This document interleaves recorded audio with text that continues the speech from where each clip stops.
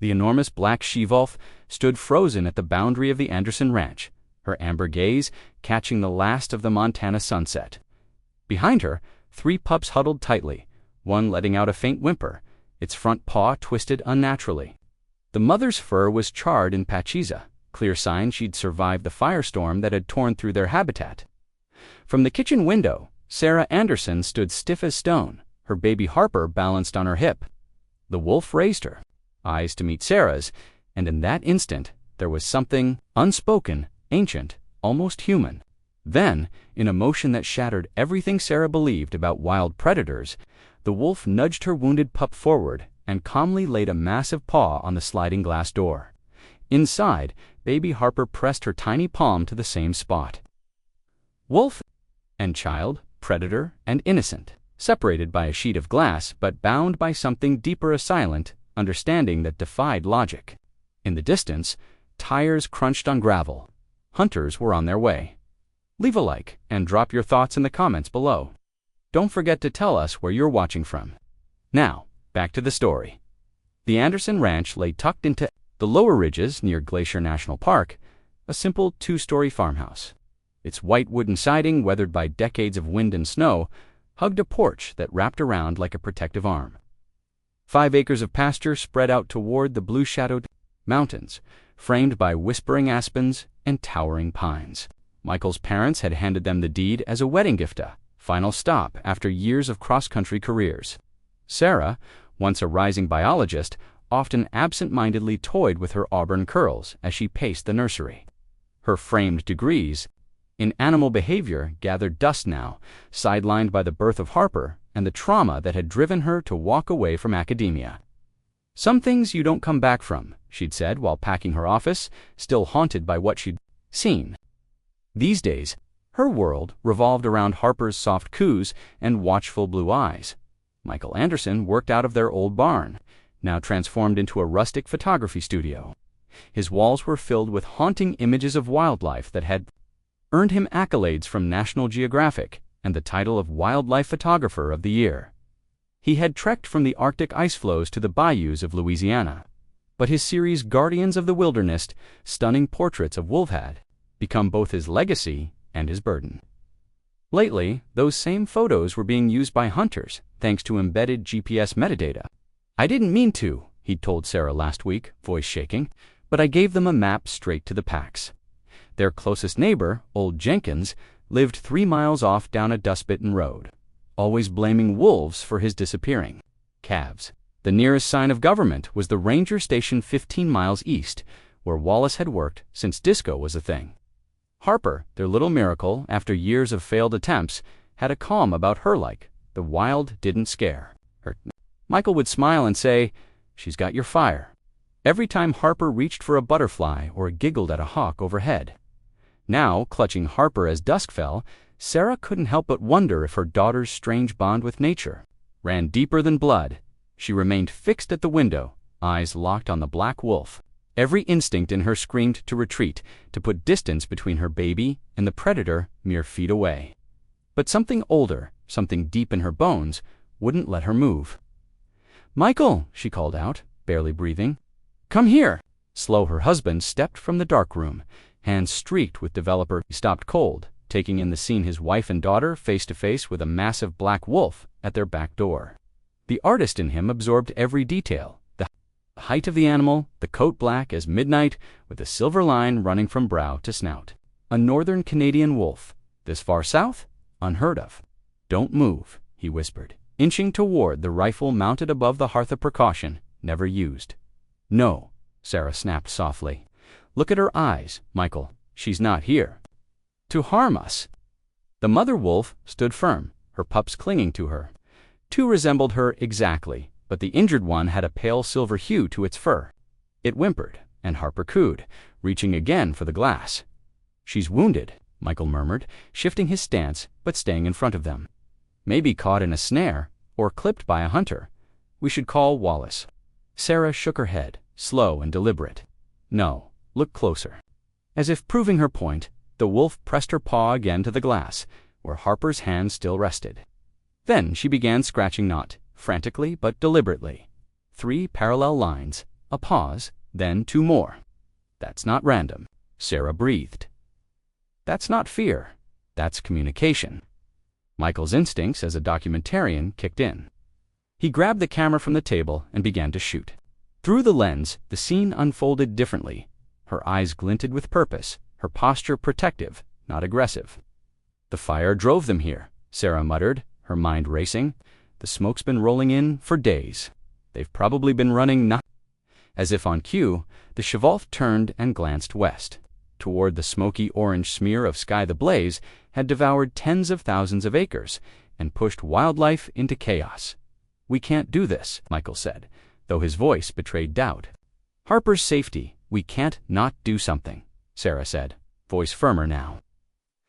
The injured pup tried to stand again, but collapsed with a cry so raw it lanced straight into Sarah's chest. A flash of memory overtook her wolves, falling blood in the snow, screams her own breath ragged in the cold. That day had ended her research and her sleep. I know how to help, she said suddenly, resolve settling over her at least.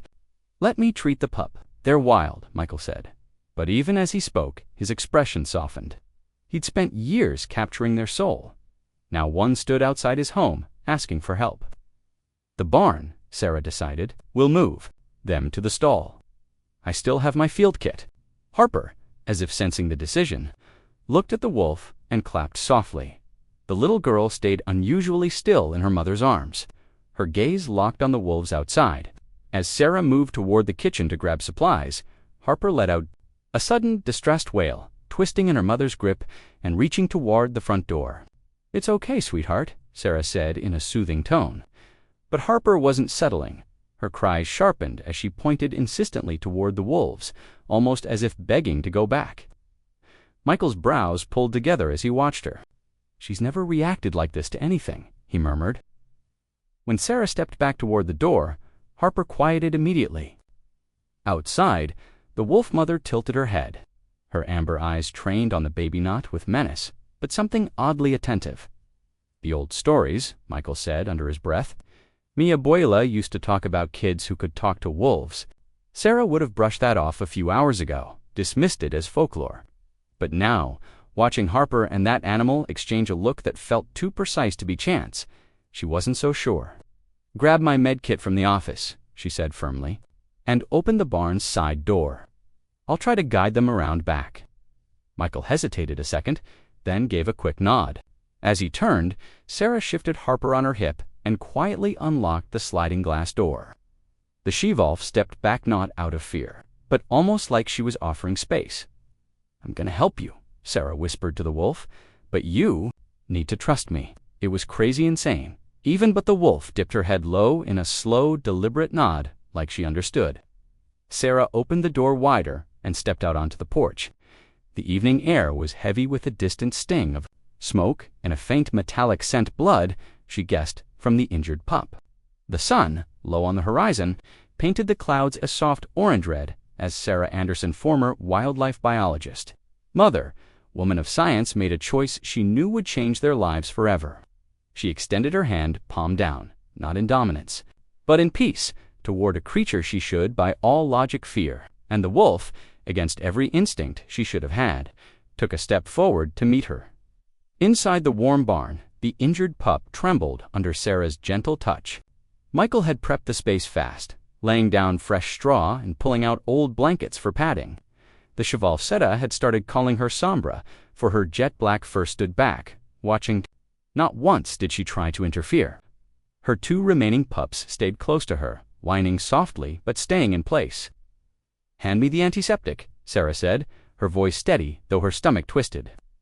Harper sat quietly in the corner playpen, unusually focused, her little hands clinging to the mesh wall. As Sarah cleaned the caked blood from the pup's leg, her gut twisted. Michael, she said tightly, this didn't come from running through fire. As she worked, a clean, jagged slice emerged beneath the grime, too precise to be an accident, and around the edges, a strange purple discoloration spread under the skin. This was done on purpose, she whispered, rage blooming behind her ribs. That's a knife wound, and I think they used poison too. Michael's face hardened as he leaned closer. Who the hell does this to a pup? Hunters who don't give a damn about ethics, Sarah answered, her fingers working with mechanical precision. Poison the pups. Wait for the pack too. Come back. Wipe them all out. She grabbed her phone, snapped a few detailed shots. This is criminal. These wolves are protected. Michael moved to the barn door, peering out. The sun was gone now, shadows spilling across the dry field. In the distance, dust rose under approaching headlights. More than one vehicle, moving fast. We've got company, he said tightly. And I'd bet anything it's not Ranger Wallace. Sarah's pulse spiked. She worked faster, wrapping the pup's leg in gauze and bandages. Sombra didn't blink, her eyes locked on every movement Sarah made. When Sarah finally stepped back, Sombra approached and sniffed the bandage, then gave the pup's snout a gentle lick. That's all I can do for now, Sarah said, addressing the wolf directly. He needs time to flush the poison out. Outside, tires crunched on gravel, followed by slamming doors and the murmur of male voices. Michael handed Harper back. To Sarah, stay in here, he said. I'll deal with them. As Sarah held Harper close, she felt her daughter's skin too warm. A new worry lodged in her chest like a hook. Michael stepped onto the porch, blocking the view with his body as 5 men approached. They wore dusty camo gear, rifles slung low, and were led by a tall man with stark white blonde hair. Evenin' Anderson, the man called with forced cheer. Hell of a night for visitors, huh? Michael didn't budge. This is private land, Thornton. What brings you and your crew out here? Elijah Thornton removed his hat, revealing cold eyes and a smile too sharp to be friendly. Tracking a wolf pack, that fire pushed south. Dangerous when they're hungry. Figured we'd swing by, make sure your livestock's safe. We don't keep livestock, Michael replied flatly, and we haven't seen any wolves. A shorter red-faced man stepped up. Fresh tracks lead straight to your barn. Wouldn't know about that, Michael said, arms crossed, but I do know hunting season's closed, and the fire zone suspended all permits. Thornton's grin thinned. We're not hunting, we're protecting. Big difference, legally speaking. An awkward silence stretched before Michael spoke again. If there's a wildlife issue, we'll call Ranger Wallace. That's his job, not yours.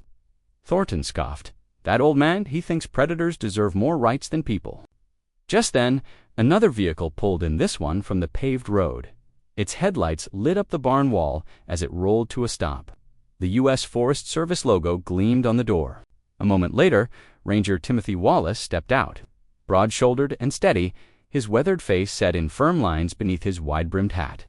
Speak of the devil, Thornton muttered under his breath. Evening, gentlemen, Wallace called out as he approached, each step confident, like he knew this forest better than most men knew their own homes. Looks like a little late-night reunion. Just catching up with the Andersons, Thornton said, his voice too smooth. Wallace didn't smile. 5 armed men on someone's porch after dark. Some might call that harassment. He turned to Michael. You okay here, son? Michael gave a short nod. These guys were just leaving. Ranger? Wallace rested his thumbs on his belt, which casually revealed his sidearm. That's so, Thornton. You and your boys packing it in. Thornton clenched his jaw. For now. But those wolves are a problem. If Anderson's harboring them, putting his family at risk, that's not your call.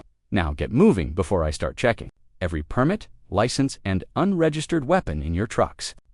The warning landed. Thornton gave a curt nod, signaling his men to pull back. They grumbled, but obeyed, slinking toward their vehicles. As they backed away, Thornton locked eyes with Michael. This isn't finished, photographer. Those wolves already took 3 of Jennings' calves. Next time, his gaze lingered toward the farmhouse, where Sarah and Harper would be inside. The message was clear. Once the hunters were gone, Wallace turned to Michael, face grim. Inside the barn, Sarah's heart jumped as Harper's whimpering turned to full-on crying. She reached for her daughter, again froze. Harper was burning up. Alarm surged through her. At the same moment, the wolf mother's head snapped up, catching the change. She stood, movements fluid but alert, and stepped closer to Harperslow, respectful but unwavering. Her amber eyes didn't leave the child. Sarah should have felt fear, dread, but instead, something deeper stirred, a quiet recognition between 2 mothers facing danger. She's sick, Sarah whispered, unsure if she meant it for herself or the wolf. Shadow tilted her head, then turned to her own pup, lying weakly behind her. After a pause, she picked the injured pup up by the scruff gently, carefully, and carried it forward. She placed the little wolf down near Harper and then stepped back, eyes still locked with Sarah's. The message wasn't just clear, it was powerful. "I've trusted you with mine. Now trust me with yours." Sarah's breath caught. It was a bridge built on instinct, motherhood, and something far older than either. "She's running a fever 101.2, Sarah murmured, gently laying the thermometer aside as she rocked Harper in her arms. They had returned to the house after Michael briefed Ranger Wallace. Now, the Ranger sat at their kitchen table, clutching a mug of coffee. The Wolf family remained in the barn. Door cracked open just enough so they wouldn't feel caged. "Probably a summer bug," Michael said, trying to sound calm, though the tightness in his voice betrayed him. "Kids her age get these out of nowhere." But Sarah wasn't convinced. Harper hardly ever got sickened. The timing felt off. She rifled through the cabinet and came up with a half-used bottle of children's medicine. "We're almost out," she said, concern in her voice. "If she spikes higher, we're gonna need to get her to the clinic?" Wallace set his coffee down, his hands lingering around the mug as if the ceramic offered more than warmth. "You might want to head out sooner than later," he said. "Fire jumped the North Ridge. There's talk of shutting down Route 16 by morning if the wind doesn't shift." Michael looked up fast. "That's our only paved way into town." Wallace nodded. "Only one that won't shake a kid to pieces in an ambulance. There's the old logging road, but it's a rough ride and a long one." Sarah felt pressure mounting. What had always been their sanctuary now felt like a closed trap. To the west, fire crept closer. From the east, hunters circled like buzzards, and in her arms, her child burned with a fever that didn't feel natural. Wallace shifted in his chair. "Those wolves," he said, voice softer now. "Mind if I get a look at the injured pup?" Sarah hesitated, instincts flaring. "They've already been through too much. I've tracked wolves in these woods. 23 years, Wallace said, measured and low. "But black Canadian wolves, this far south, even with wildfires pushing them, that's not right." He held Sarah's gaze. "I just want to understand what's out there," Michael cut in. "If Sarah says the mother trusts her, I trust that. You should see how they look at each other. It's like they know." Wallace raised an eyebrow. "Wolves are smart, smarter than folks give M credit for. But then there's something else, what the old-timers call ghost wolves." Sarah blinked. "Ghost wolves," she echoed, unsure whether to laugh or listen. "Old Blackfoot stories," Wallace explained, said there used to be giant black wolves in these parts, guardians of balance, messengers between worlds. Most people think it's myth, but stories don't come from nowhere. Sarah might have brushed off such talk yesterday, but now, after the scratching patterns, the offering of the pup, and the intense stares, she wasn't so quick to dismiss. "Anything?" "I need to check on them," she said quietly, handing Harper to Michael. "If her fever spikes again, give her another dose." Lantern in hand, she slipped out the door, toward the barn, heart heavy with questions. The barn was silent, except for the soft sounds of breathing and shifting straw.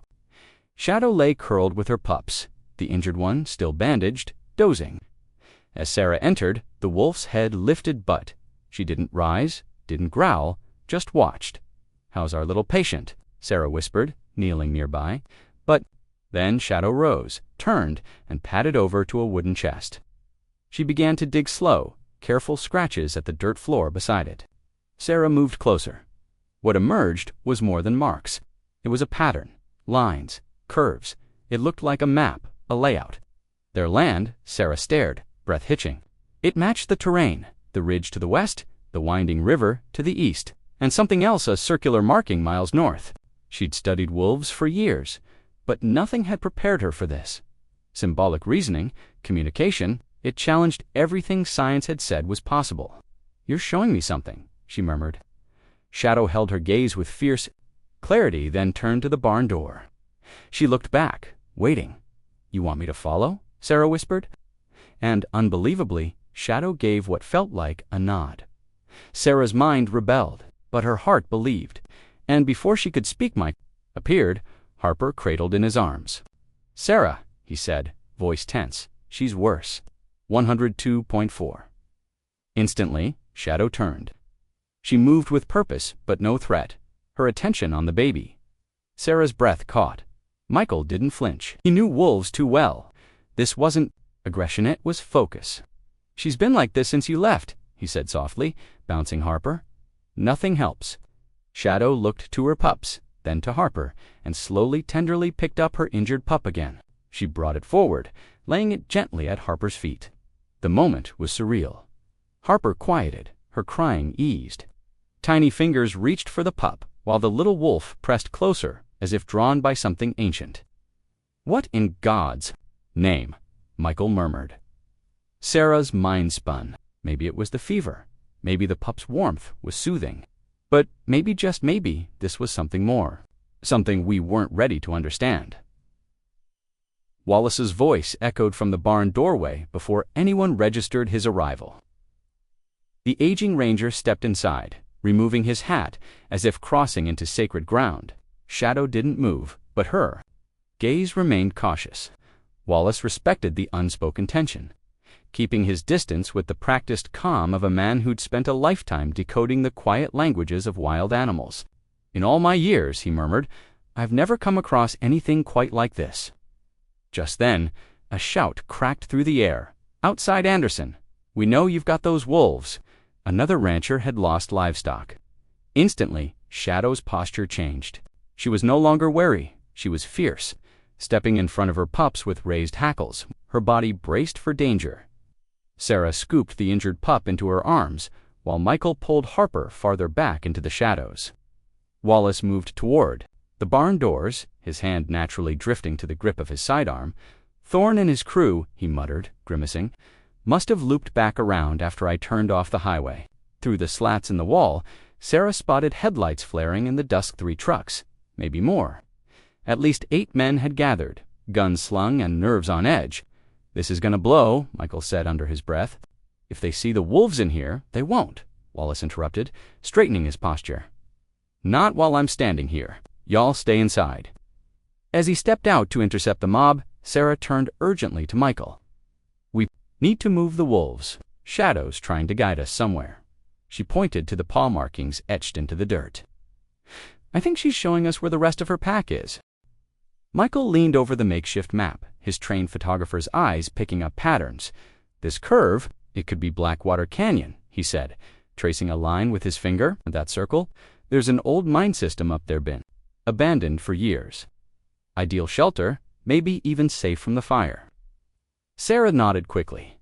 "If the rest of the packs hold up there, we don't have much time." Outside, voices rose in volume. Thornton's words rang out, angry and loud. "You're overstepping, Wallace. These wolves killed 7 calves.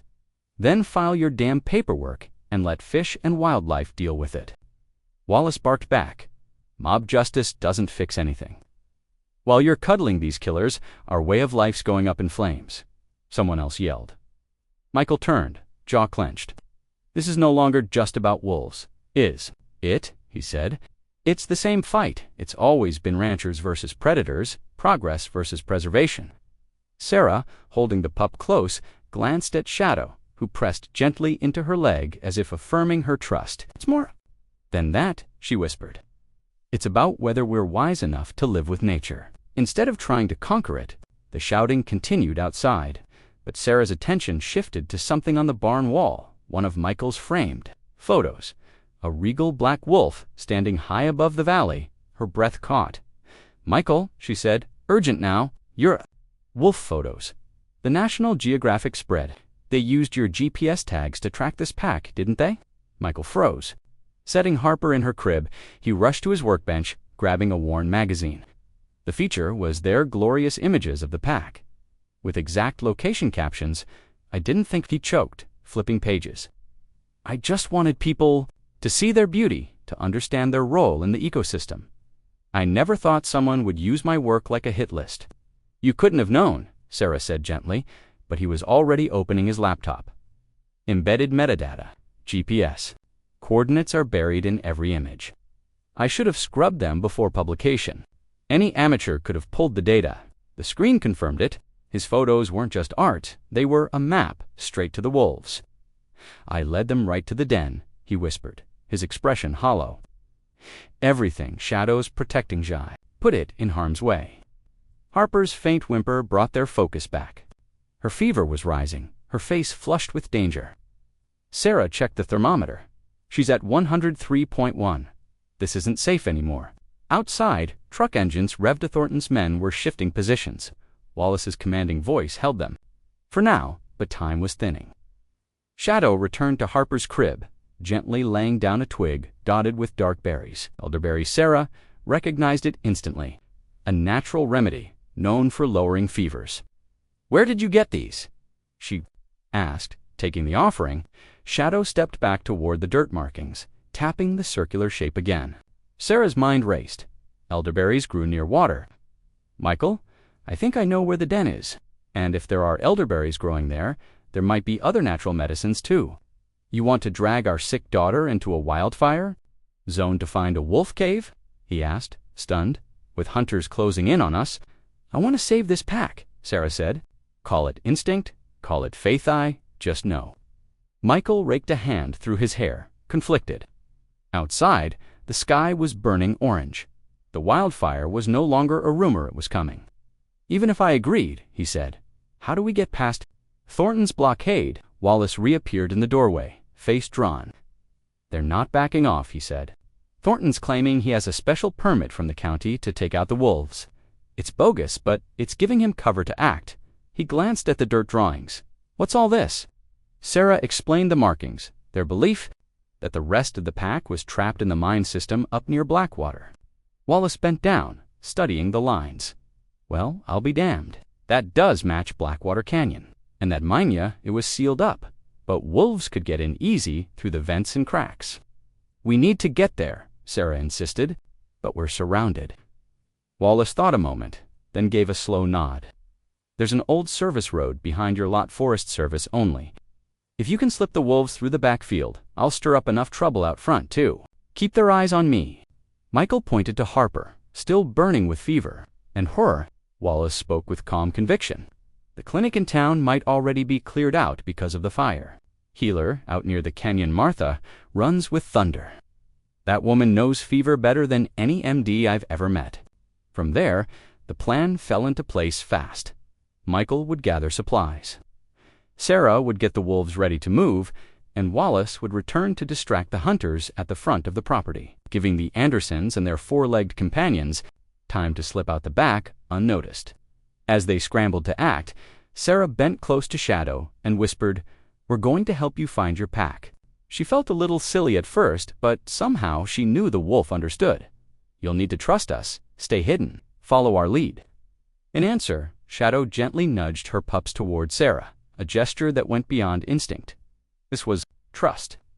The injured pup, still groggy and weak, lifted its head slightly, its energy seeming to stabilize as Harper neared. Michael returned with their gear backpacks slung across his shoulders, Harper's carrier in hand. "Got the meds, water, some food," he said, breathing hard. "First aid kit, too. And the satellite phone, just in case."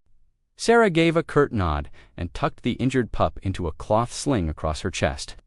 Michael secured Harper into her soft carrier on his back. Shadow stayed still, observing her golden eyes flicking toward the door like she was measuring the danger in the air. Wallace checked his wristwatch.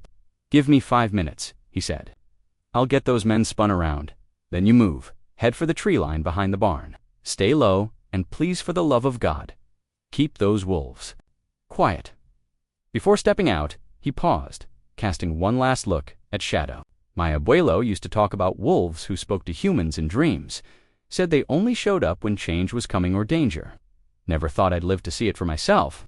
With that, he slipped out, leaving behind a silence full of trembling, breath, and hope the moment Wallace left. Sarah and Michael gathered their precious charges: 1 feverish human child, 3 wolf pups, and the silent force that was Shadow. The mission made no sense, but somehow it felt destined. "We've lost our minds," Michael muttered under his breath. Sarah glanced sideways as Shadow took position beside them, protective, unflinching. "Maybe," she whispered back. "Or maybe we're finally listening to something bigger than us." Outside, Wallace's voice cut through the night like stage thunder. drawing the hunter's attention away from the barn. That was the cue. The group slipped out the back, disappearing into the cool hush of the forest. Pine branches whispered. Above, fallen leaves crackled faintly below. Somewhere behind them, the wildfire snapped and crackled. Sarah led the way, shadow gliding like smoke beside her. Michael followed close behind, Harper's body radiating unnatural warmth against his chest. The two healthy wolf pups shadowed them, silent and precise. Wallace's distraction, something about illegal permits and federal charges, bought them just enough time to vanish before the hunters noticed. The ridge lines the edge of their land, Michael whispered, consulting a hand-drawn map. Wallace, head scratched out. We cross it, we're in national forest. Sarah nodded, breath controlled but tight. The injured pup pressed against her chest, didn't weigh much, but the fear made every step feel heavier. Behind them, the Anderson ranch faded into the folds of earth and smoke. Ahead, wildfire lit the sky in hues of hellorange and red spilling over the hills. It jumped another ridge, Michael muttered, winds pushing it toward Blackwater Canyon. Sarah looked to the horizon, her voice low. How long do we have? Depends on the wind, he said. Could be hours, could be less. Harper whimpered in her carrier, fever still stubborn. Shadow kept glancing back at the child, her eyes reflecting the fire with unsettling clarity. They climbed in silence until they crested the ridge. The view froze them in place, flames eating across the horizon, chewing the forest to ash, smoke blotting out the stars. Michael pointed. Their old logging road follows the slope north for a few miles, then cuts west into the canyon. Sarah squinted, and the hunters. Wallace said he'd steer them toward Crescent Valley. Wrong direction, but Thornton's not stupid. He knows these woods. They descended into thicker trees, the forest darkening around them, the neat edges of ranchland giving way to wild, tangled growth. Shadow slowed her pace to match theirs, but kept her urgency sharp, her body language clear.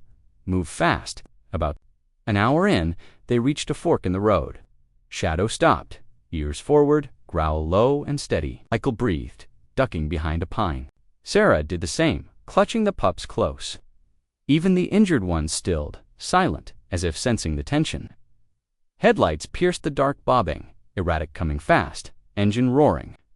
That's Thornton's truck, Michael hissed. Know that damn diesel anywhere. How did they find us so quick? Sarah whispered. Michael's jaw tightened. Either Wallace couldn't mislead them, or he didn't say the rest. Shadow brushed Sarah's leg, then turned toward the western trail. No hesitation, just instinct. She gathered her mobile pups with a low whine and darted off the road. The message was unmistakable. This way, off the trail, into the brush. No time to debate. Sarah and Michael followed, abandoning the road for the tangled, trackless wild. Shadow found paths no human eye could spot, thin game trails, natural channels hidden under leaves and rock. Behind them, the truck's engine cut out. They're on foot now, Michael murmured. Sarah held the injured pup tighter. Can we outrun them? Not with Harper was fading fast, and with the pups in tow, their only hope now lay in Shadow's uncanny sense of the land, almost like she heard her name. The wolf mother paused, looking back at them with a sharp, urgent gaze, as if to say, keep moving. She guided them into a ravine where a narrow stream sliced through the rock, a hidden route that would mask their trail from any tracking dogs. Ice-cold runoff soaked their boots as they trudged through ankle-deep water, the chill creeping into their bones. Harper whimpered softly, her tiny body burning with fever despite the cold stream and crisp night. She's getting hotter, Michael said, his voice raw with panic. We need to find that healer Wallace talked about. Sarah checked the pup bundled in her coat. Its breathing was shallow but steady. Still holding on, she murmured, but I'm worried about infection. Her eyes flicked to the smoky sky above, visible through broken patches in the tree cover. And this air isn't helping either of them. They pushed through the water for another half-mile, the current tugging at their feet until Shadow turned sharply and led them back to solid ground. She scaled the opposite slope of the ravine with ease, forcing the humans to scramble after her. As they crested the ridge, the land unfurled before them, Blackwater Canyon, wild and massive, a raw wound in the earth carved by time and flood. And there, straight ahead, was the hell they hadn't yet seen, the wildfire, closing in like a living thing. Flames raced along the ridgelines on both sides, forming a fiery corridor that was shrinking by the minute. "Oh my God," Michael said under his breath. "Anything left in that canyon's about to be cut off." Sarah's heart dropped as the realization hit. "That's why she was so desperate," she whispered. "The rest of her pack, they're still down there." In the mines, Shadow didn't wait. Her pace quickened, and the urgency in her steps was unmistakable. The pull of her instincts had shifted. This wasn't just about her own pups now. The entire pack was in danger, and she needed them to hurry. They descended fast, gravity and fear driving them toward the canyon's basin. The fire's heat was no longer distant. It pressed on their skin, the wind thick with falling ash that clung to leaves and made breathing feel like swallowing smoke. Harper coughed, a weak, scratchy sound that broke Michael's heart. "We have to turn back," he said, halting on a ledge of crumbling rock. "It's too fast if it cuts behind us." Sarah met his eyes, her own wide with the same fear, but she didn't move. Shadow wouldn't bring her pups into danger unless she had a way out, she said. As if on cue, the wolf vanished between two massive boulders, then reappeared, staring at them with a low growl. "She's found something," Sarah whispered. "A way through, a path the fire can't touch." Shadow led them through a jagged opening in the rock, the entrance to an old mining tunnel, long abandoned but still stable. Inside, the air was cooler, heavy with damp earth and age. Michael clicked on his headlamp, its beam illuminating rough-cut stone walls and support, beams of darkened timber. "Silver and copper," he said quietly, "late 1800s. These mines run all over this canyon." Sarah nodded. "So there could be more ways in and out." The tunnel curved and twisted, disorienting but manageable. They followed Shadow's lead, her movement calm but certain, as if these dark paths were as familiar to her as a forest trail. Harper's breathing evened out in the sudden cool. Her small body nestled against Michael's chest. The wounded pup stirred less comforted, perhaps by the quiet. The two healthy pups flanked Shadow, sometimes darting ahead, then rushing back with eager whines at their mother's signals. The tunnel eventually widened into a large cavern, a junction of ancient passageways, scattered with relics of forgotten labor, rusted carts, broken picks, old lanterns. But what stopped them cold weren't the relics. It was the wolves. At least a dozen, all with deep black coats marked by streaks of silver, Shadow's pack. Some lounged wearily, others stood watch near the dark mouths of branching tunnels. Half-grown pups tussled in a corner under the eyes of older wolves. When Shadow stepped in, the pack stirred. Several adults rose, sniffing the humans with wary postures, muscles tensed. Shadow approached the biggest male, the alpha, and they touched noses in silent ritual. Low whines followed, subtle gestures, exchanged a wordless briefing of their journey. The alpha turned toward the humans with slow, regal steps, his amber eyes unreadable. He was as large as Shadow, broader in the chest, and bore a scar that cut across the bridge of his muzzle. "Stay still," Sarah whispered. "Let him come." The alpha circled, sniffing at Harper and the pup in Sarah's sling, his presence overwhelming but not aggressive. Then, without a sound, he stepped back, rejoining Shadow's side. Whatever judgment he'd passed, they were safe. "This is unreal," Michael said quietly. "They've made the mine their den." Sarah's mind raced, the scientist. In her lighting up, it makes perfect sense. Stable temperature, protection from predators, hidden entrances, even fire can't reach them here. Michael checked the strap thermometer on his shoulder. 54 degrees. Outside it's pushing 100 by now. Their awe was broken by a sudden cry. Harper's pained wail, echoing off the stone and startling several wolves. Michael pulled her close, his face drawn. "She's burning up, 104.2. This is dangerous." Sarah opened her mouth, but stopped. Movement at the far tunnel caught her eye. A figure stepped from the dark, an old native woman, her long, silver braid catching the light. Her face was leathered from years under the Montana sun, but her eyes were steady, sharp. She wore hiking gear, but across her chest hung a hand-woven leather bag. "Martha," Sarah breathed. The healer Wallace spoke of The woman walked forward, calm and sure, as the wolves moved aside with silent respect. "Been waitin' on you," she said gently. Timothy radioed ahead. "Wallace, he's all right?" Michael asked, the tension draining slightly from his shoulders. Martha nodded, slowed those hunters down just enough. "Took the west tunnel to scout your exit." She crouched beside Harper, her palm resting gently on the girl's forehead. "This little one's been touched by wolf fever." "Oof," Fever Sara repeated, her voice caught between awe and doubt. Martha just smiled. "Kindly," Martha said gently, "is what my abuela used to call it. Happens now and then when a child with the gift comes close to wolves for the first time. The body pushes back before it learns to accept the bond." Michael shifted, uneasy. "Our daughter needs real medical help, and she'll get it," Martha answered, unfazed. She opened her weathered leather satchel and took out bundles of dried herbs and a small stone grinder. "Old medicine and new medicine, they're not enemies, Mr. Anderson. They work best when they work together." While Martha began preparing a remedy for Harper, Sarah knelt beside the wolf pup, carefully using the supplies from their first aid kit. The wound looked a little better. The angry color around it had faded a bit, though infection still lingered. The alpha wolf observed her closely, trading looks with Shadow now and then, almost like they were quietly evaluating the woman's methods. The rest of the pack kept back respectfully, though some of the younger wolves edged forward. Curiosity overtaking caution, Wallace appeared from one of the tunnel passages, his ranger uniform smeared with dust but otherwise intact.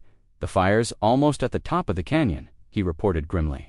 "Moving faster than I've ever seen. The upside is, it's sucking air upward, which could protect the lower tunnels, might just save us." "What about getting out?" Michael asked quickly. "Western exits are gone, completely taken by the fire. The eastern tunnel leads to a box canyon. No escape. North Passage might still work, but only after the fire front rolls past. Could be hours." Sarah had finished tending the pup and gently laid it back down. Two older wolves approached immediately, sniffed the bandaged wound, then started softly licking it. "Nature's own antibiotic. They're helping," she whispered. Amazed, Martha nodded as she stepped forward with a small clay cup, greenish liquid swirling inside. "Wolves understand healing better than most people think," she said, handing it to Michael. "This will lower her fever, help her rest." Michael hesitated, his worry for Harper clashing with a lifetime of doubt about herbal medicine. Sarah touched his arm gently. "Trust her," she said softly, "same way we trusted Shadow."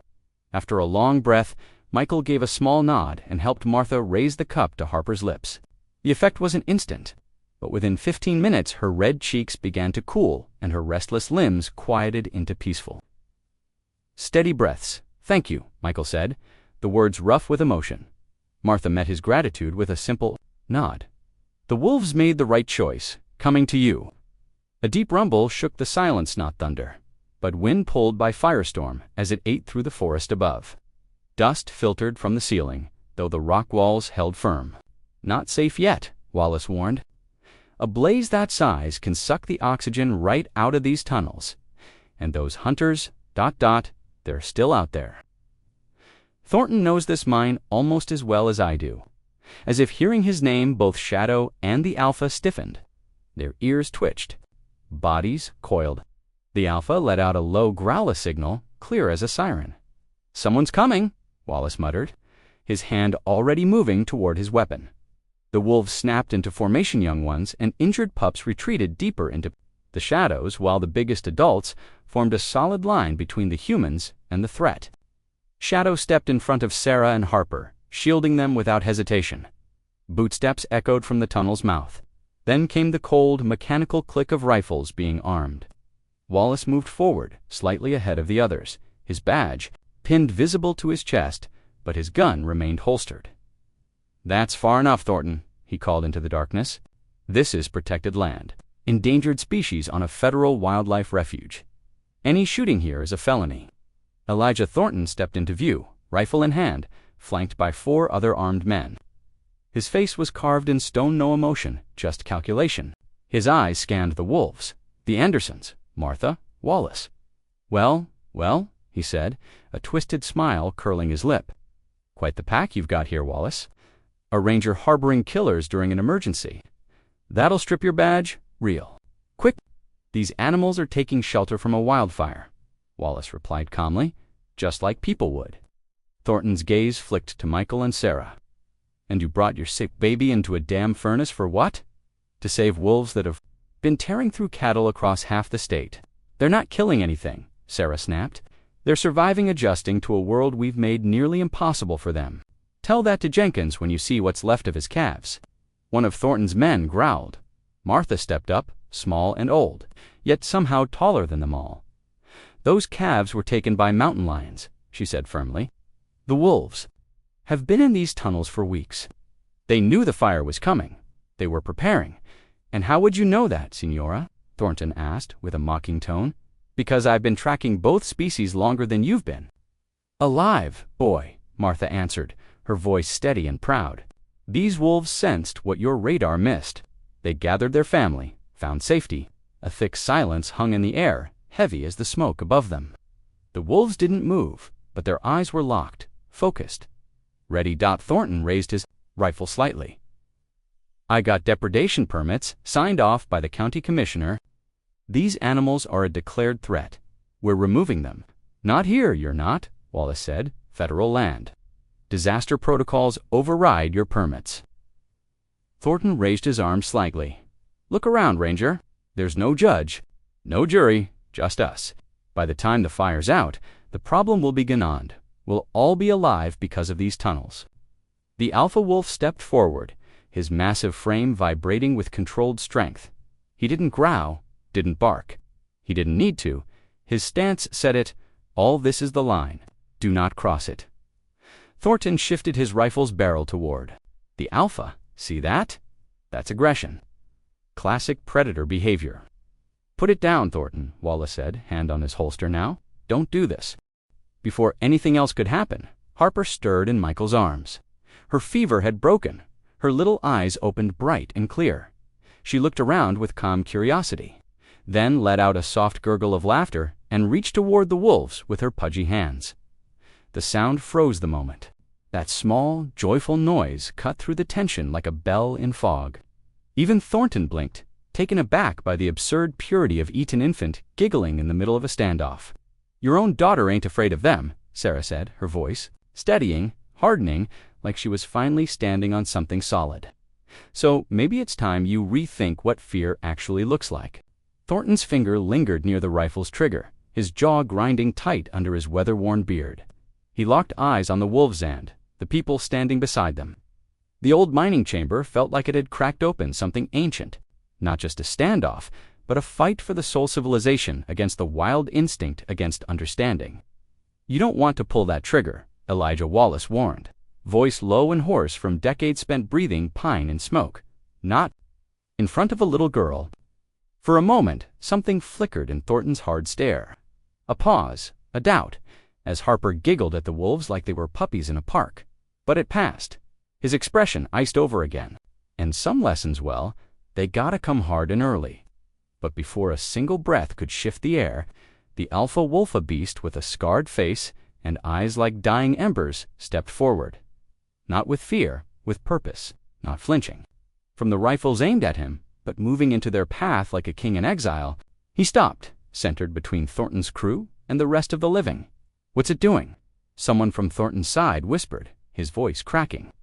The alpha slowly bowed his great head, and in a move that made Sarah's breath catch, in her chest, lowered himself to the ground, completely exposed, throat bared to the rifle. A surrender. Noah's sacrifice.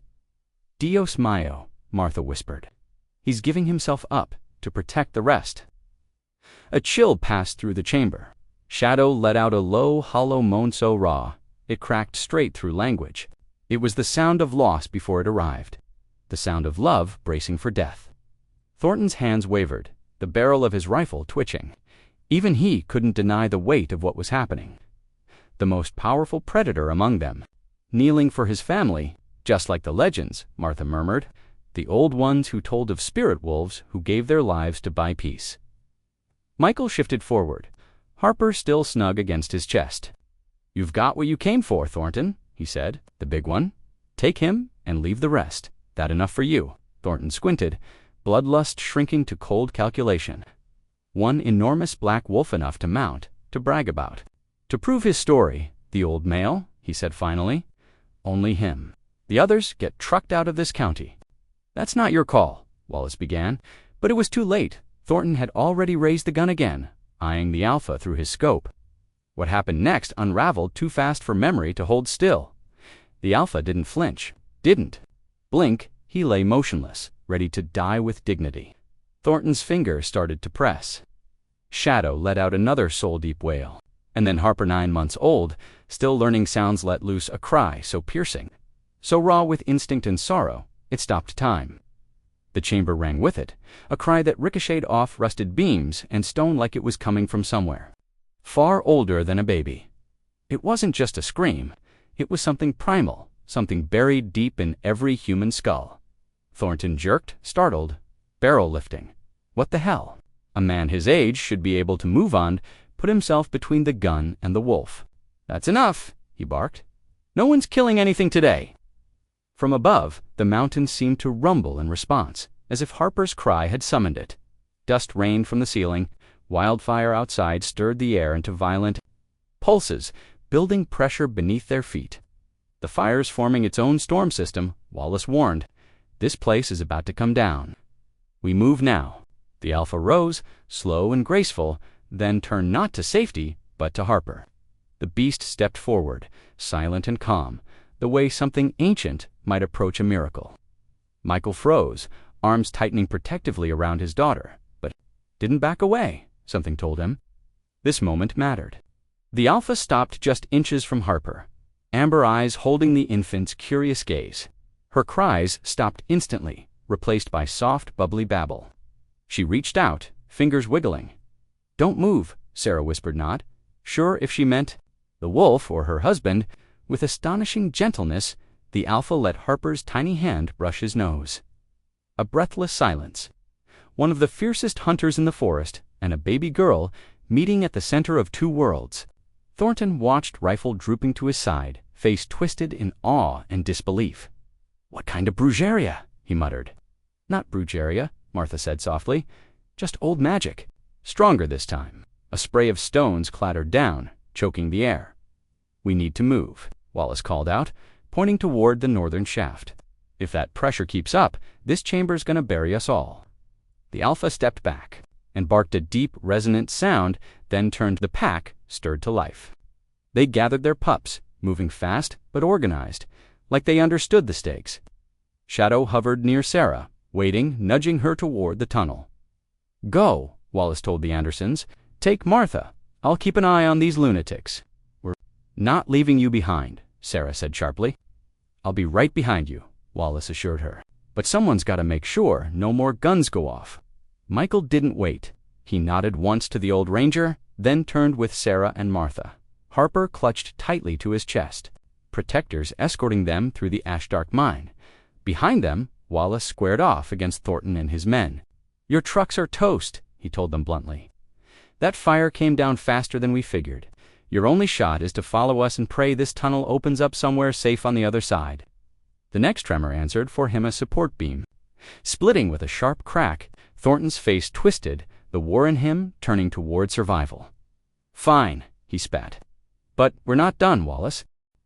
They pushed deeper into the mine, no longer enemies, just living things caught in a shared danger. The Alpha led the charge, Shadow bringing up the rear like a sentinel. The tunnel squeezed tight, old paths forgotten by time, forcing them into sync. The deeper they went, the hotter it got. The air thinned, pulling sweat from skin and breath from lungs. The fire was starving them, drawing the oxygen out ahead of it like a beast inhaling before the pounce. "How much farther?" Michael asked, shielding Harper from sharp stone overhead. "Junction's close," Wallace answered, voice echoing. "Once we reach it, we splittest shaft leads to Broken Ridge. West 2. The pack dropped lower into the earth. Weaving past jagged roots until they reached a fork near Cold Water Spring, the Alpha came to a halt, sniffing the stale air, clearly weighing options. After a tense moment, he turned toward the west tunnel, narrower and more ominous than the other. "West it is," Wallace muttered, voice low. "Longer route, though." They hadn't gone more than 50 yards when it happened. Deafening cracks shattered the stillness, followed by a thunderous collapse behind them. Rocks and splintered beams rained down in a choking cloud of dust, forcing them forward, coughing, shielding their faces. When the dust cleared, Wallace blinked through the haze and did a quick count. Everyone here? The wolves had made it. So had Sarah, Michael, Harper, and Martha. But Thornton and his team were missing. They were right behind me, Wallace said sharply, edging back toward the mound of rubble. "Thornton, can you hear me?" A weak voice echoed from beyond the sealed corridor. "We're here, but the tunnel's completely buried." "Anyone hurt?" Wallace called out. "Jacobs's arms busted. Rest of us are just banged up." Wallace studied the collapse with the wary eyes of a man who knew caves too well. Safe way to dig without bringing the ceiling down again. "You'll have to backtrack. Try the east tunnel if it's still open." Thornton's voice wavered, that cool hunter's edge gone, replaced by something raw and afraid. "It's a Your only shot," Wallace said grimly. "We'll get help when we're out." Silence hung behind the stone. Wallace turned to the others, his expression hollow. "Let's keep going," he said softly. "There's nothing else we can do for them now." Sarah's chest tightened. She was relieved that the wolves were safe, but haunted by the men left behind. As if sensing her inner storm, the Alpha paused, glancing back at her with those keen eyes before moving on. They pressed deeper into the tunnels. With their flashlights fading, the wolves took over the lead, their night vision turning darkness into guidance. Harper had finally fallen asleep in Michael's arms, fever gone. Her little face peaceful, an island of calm in a sea of danger. "She's tougher than most adults," Martha murmured, catching Sarah's anxious glances toward her daughter. "Kids are, before the world teaches them to be afraid." In Sarah's sling, the injured pup shifted, whimpering faintly. The venom had been treated, and its body, resilient by nature, was doing the rest. It would bear a scar. It would live. That scar would carry the story of this day long after the danger was gone.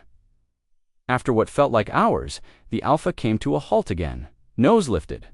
A breeze, subtle but real, stirred the still air. Fresh air. Wallace straightened. "Might be a way out up ahead," he said, voice hopeful. But both the Alpha and Shadow stiffened at once, exchanging glances filled with unease. "What is it?" Sarah asked, not sure if she expected an answer from the wolves or her companions. Martha closed her eyes, tilting her head slightly, listening for something beyond sound. "There's something waiting above," she said at last. "Something they fear more than fire." The tunnel widened into a chamber, worn smooth by time and water.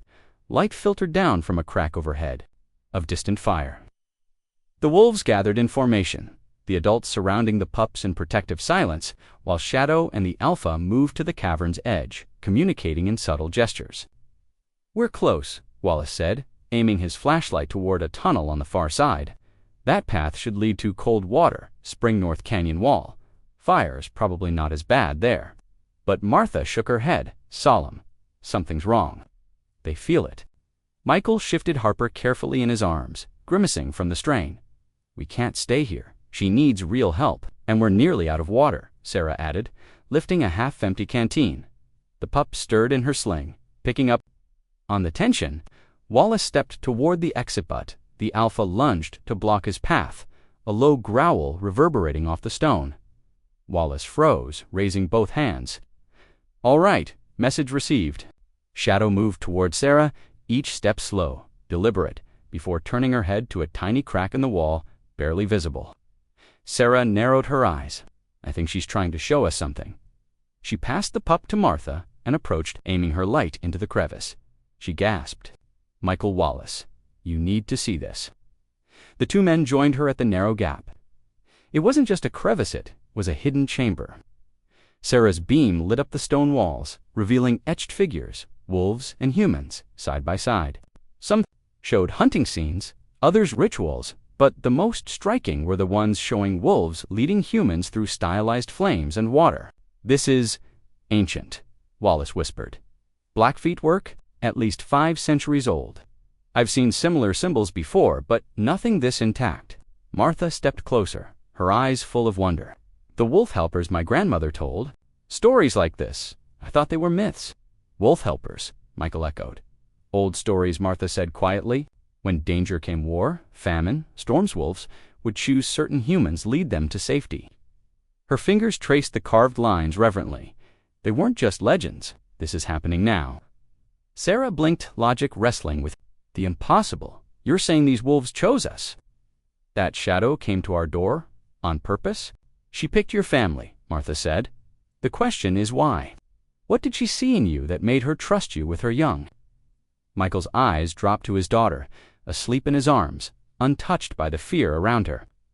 Maybe it wasn't us, he said quietly. Maybe she came for Harper. Wallace stepped in, voice steady. This is all fascinating, but it doesn't get us out of here. The wolves don't want us using that tunnel, so what's left?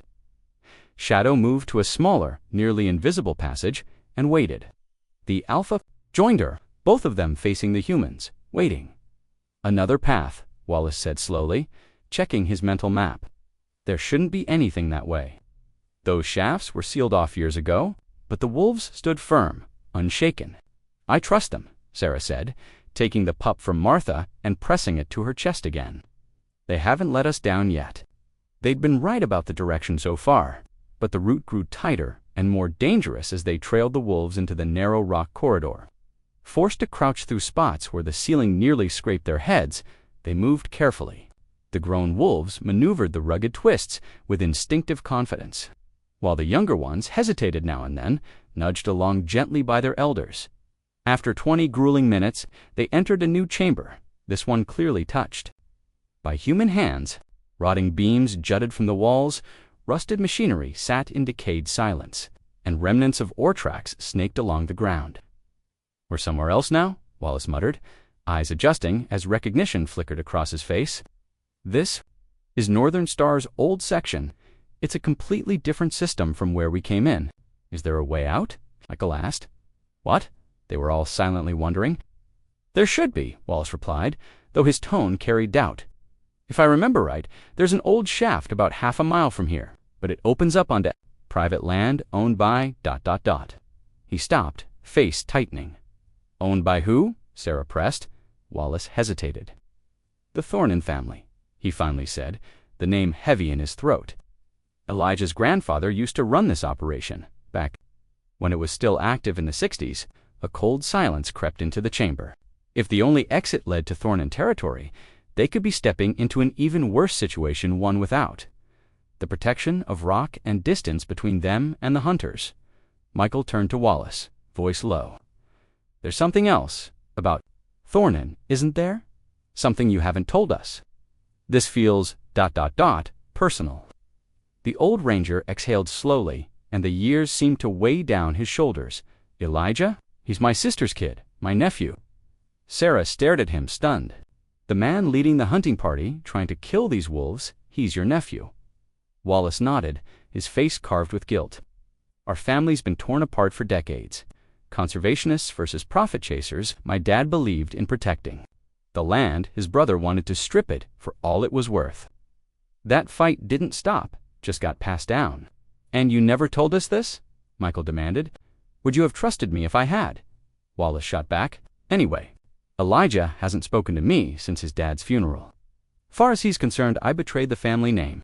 Before anyone could reply, the Alpha let out a low growl nod at them, but at something ahead. The entire pack stiffened. All ears turned toward the darkness. Someone's coming, Martha whispered, though they all already knew. They killed. The flashlights. The room sank into a haunting glow, the walls glinting faintly with phosphorescent veins. The wolves melted into the shadows like smoke, vanishing from sight. The humans pressed themselves against the damp rock, breath shallow. Footsteps echoed. OnePerson.com, steady. A flashlight beam cut through the gloom, sweeping across the relics of the past before fixing squarely on Wallace. I figured you'd take the Northern Star tunnels, said a voice they knew too well. That made sense. Elijah Thornton stepped into the room, alone. His rifle rested easy in his arms, but his eyes were hard. Dust clung to his face, streaked with sweat. His gear was torn, his boots crusted with mud. He looked older, more worn. How'd you get here? Wallace demanded. Collapse blocked the main tunnel. Elijah's tone was curt. But I know these shafts better than you ever did, Uncle. Grandpa showed me the hidden routes, the ones they never put on any maps.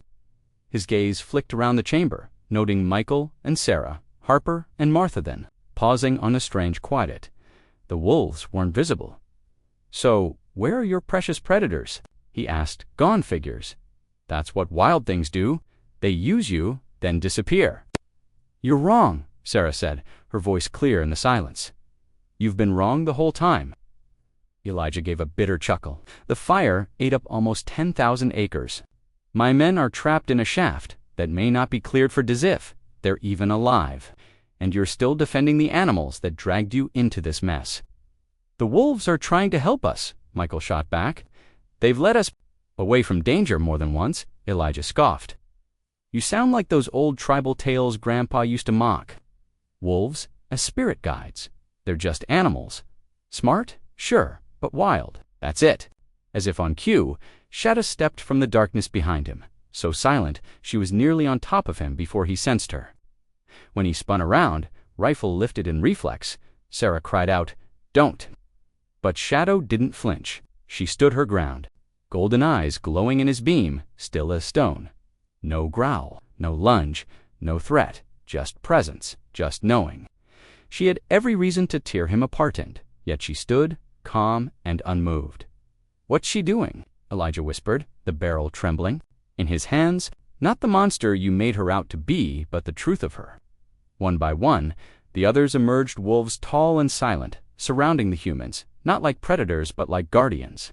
Not attacking, not trapping, just ... including the pups. Stayed hidden, the adults stood tall, noble, and still. The alpha stepped beside Shadow, both of them forming a path of choice. Wallace stepped forward. "They're offering you a chance, Elijah. Same one they gave us." The rifle dipped. Confusion flickered across his face, fighting against years of hatred and hard beliefs. He'd hunted them his whole life. But this didn't fit anything he'd been taught. They weren't savages. They were thinking beings choosing mercy when vengeance was theirs. "I was raised to believe they were the enemy," he murmured, almost to himself, "that they'd never change. It's never too late," Martha said gently, "to change what you believe." Voices called from the tunnels behind him. His men were coming. They'd found another way through. Elijah stood at a crossroads. He could fall back into violence or step forward into something better. The wolves watched. The humans waited. And slowly, after what felt like a lifetime, he lowered the rifle. The old barn had long since been transformed into something extraordinary now, a veterinary clinic devoted to caring for wild predators, naturalistic enclosures, and lookout decks spread across the property, designed with one goal in mind, to study these powerful animals without stripping away their freedom or dignity. Sarah stood on the front steps, the wooden planks still cool underfoot, watching as October sunlight spilled over the faraway mountains in streaks of copper and honey. Just 2 weeks had passed since the massive fire, nearly 20,000 acres scorched, to Oshawa's finally declared contained. The burn marks across the hills were still raw, but even now, green blades of life were poking up from black soil. Wildlife, scarred and shaken, was slowly returning to the only home it knew. "Coffee's up." Michael's voice called from inside, punctuated by the bubbly chatter of their daughter. Sarah lingered one moment longer on the fog-wrapped forest edge before stepping into the warmth of their home. Harper, now 15 months, sat in her high chair with a stubborn glint in her eye. Oatmeal smeared across her cheeks and curls. She clutched a spoon like a sword, determined to feed herself. "Somebody's feeling grown today," Sarah said with a laugh, taking the steaming mug her husband handed her. "Gets it from her mama," he quipped, wiping Harper's chin with ease born of repetition. The kitchen wall was a living history. Now Michael's award-winning photos, Sarah's reinstated credentials, the official charter for the Black Wolf Conservation Initiative, and, at the center, the bold script of Harper's Law, now celebrated. Across Montana for establishing legal protections for wolflands and their ancient migration paths, Wallace just called. Michael added, settling into the chair beside Harper. "The GPS callers say the packs settled in about 3 miles north. All 16 accounted for." Sarah nodded, the relief deep in her bones. She'd always tried to stay objective, keep a researcher's detachment, but Shadow's pack had become more than a case study. Over 6 intense months, they'd become something closer to kin. "Any signs of poachers?" she asked, already bracing. Michael shook his head. Nothing since August. Wallace says Thornton's shift in stance actually changed something.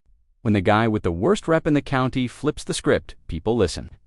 They sure do, Sarah murmured, her thoughts returning to that pivotal moment in the woods when Elijah Thornton had lowered his rifle and let the wolf live, breaking a cycle generations deep in blood and misunderstanding.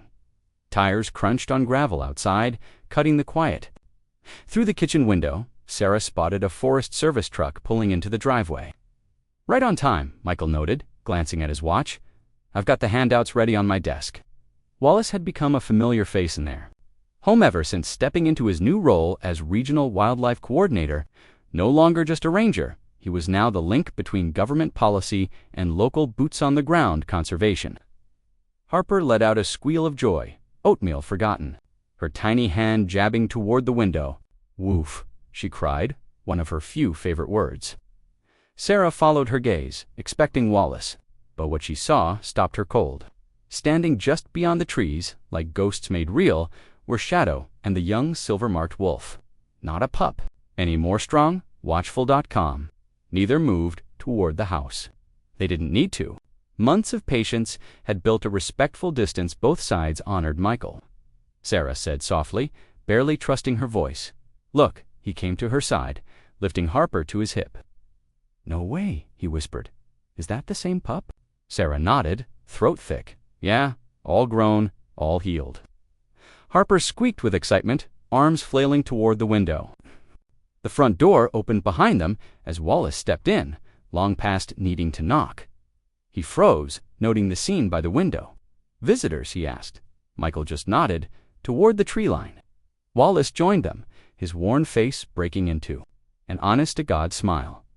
Well, I'll be damned. Look at Em back home. They stood there together in reverent silence, watching the black alpha and her maturing son. A few minutes later, 3 more wolves stepped from the tree songsters, alert but not afraid. They're getting braver, Wallace murmured. Means they trust the land again. That's progress. The sun crept higher, bathing the clearing in golden light. Harper babbled a symphony of delighted woofs, too entranced to sit still. Wallace shook his head slowly, his voice low. I never thought I'd live to see this, wolves and people sharing the same ground without bullets flying. My dad dreamed of it. Even he thought it'd take lifetimes. Sarah's thoughts drifted back to that night Shadow had come to them, desperate and broken, and how Harper, barely more than a baby, had somehow known exactly what to do.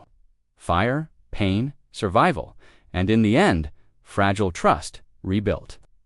Thornton still coming to next week's summit? Michael asked. Oh yeah, Wallace replied. Not just coming, he's speaking.